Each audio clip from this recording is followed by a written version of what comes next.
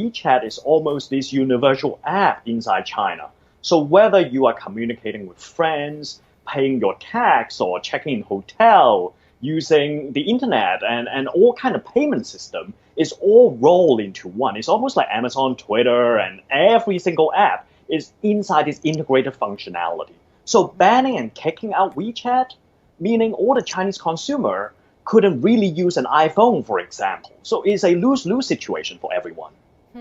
So walk us through exactly what the Trump administration is claiming here when it comes to TikTok and WeChat. I think majority of the concern is really coming down to data security. It has this belief that because all these apps are essentially connecting to millions of consumers, and they have a lot of information about the consumer in terms of their habit, their geolocation, and it's this belief that any Chinese company would succumb to Beijing pressure and would share this information with the government. Now, what TikTok has been claiming is all the data are in fact stored overseas. Some of these are in Singapore, some of these are in the United States, so there shouldn't be any concern of such. And they are also building data center in Ireland as well. However, from Washington perspective, this is still not enough. And so here is why the crackdown coming in.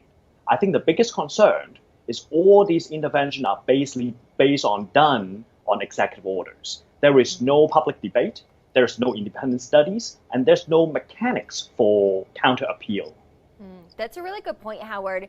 And you walked through TikTok's claims there, right? Its response to this. It says it's never given any data to the Chinese Communist Party.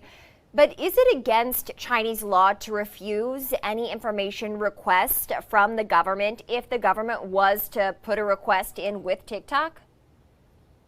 I think this is where the gray area becomes. So in the Chinese law, or at least what people would expect, is company or businesses would comply to any government request. And this is sort of the industry expectation. But at the same time, the TikTok founder basically described all this data are reside overseas, and we would never do such a thing. So it's hard to project what would get unfold, and this is where the suspicion comes in. But either way, by kicking out WeChat or kicking out TikTok, essentially Washington is saying, American consumer, you have no choice and you're not allowed to use such an app right away. And so it's almost like government dictating what kind of communication mode an individual consumer should use. And that, I think, would be the angle when TikTok is filing the complaint or filing the lawsuit.